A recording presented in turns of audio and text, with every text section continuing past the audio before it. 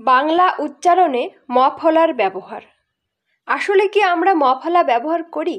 শব্দের আদিতে, মাঝে কিংবা শেষে ম ফলার ব্যবহার আছে ঠিকই, কিন্তু উচ্চারণ আমরা কিভাবে করি?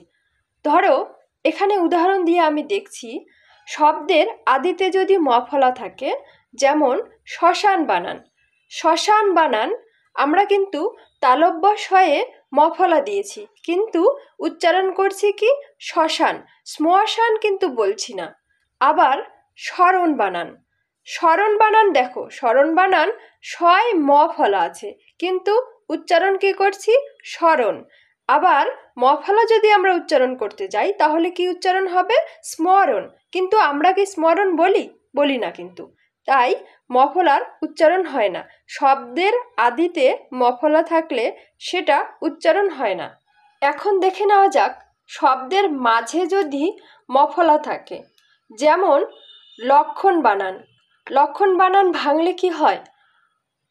কয় মূর্ধন্যস্বয় ম ফলা, কিন্তু এই ম কি আমরা উচ্চারণ করি? করি না কিন্তু। লক্ষ্মণ কিন্তু আমরা বলি না, লক্ষণ বলি। আবার বিস্ময় বানান, বিস্ময় উচ্চারণ কিন্তু বিস্ময়, কিন্তু আমরা বিস্ময় বলি না, বলি বিস্ময়। এটাই বাংলা উচ্চারণ।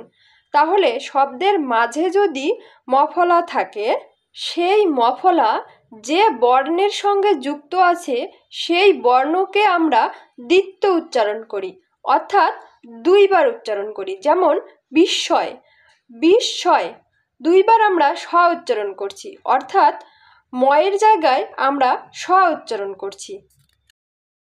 আবার শব্দের শেষে যদি ম ফলা থাকে তাহলে কি সেটা উচ্চারণ হবে? আসো দেখে নেওয়া যাক। ধরো ভীষ্ম বানান বা গ্রীষ্ম বানান। ভীষ্ম বানান কি হয়? শয়ে ম ফলা আছে, কিন্তু আমরা উচ্চারণ করি ভীষ্ম, ভীষ্ম কিন্তু বলি না। আবার গ্রীষ্মকাল বলি, গ্রীষ্মকাল কিন্তু বলি না, বলি গ্রীষ্মকাল। তাই বাংলায় এই যে ম ফলা উচ্চারিত হয় না। আবার শব্দের শেষে ম ফলা থাকাতে কি হচ্ছে? জ ফলার আগমন হচ্ছে, উচ্চারণে জ ফলার আগমন হচ্ছে। যেমন গ্রীষ্ম, ভীষ্ম ইত্যাদি।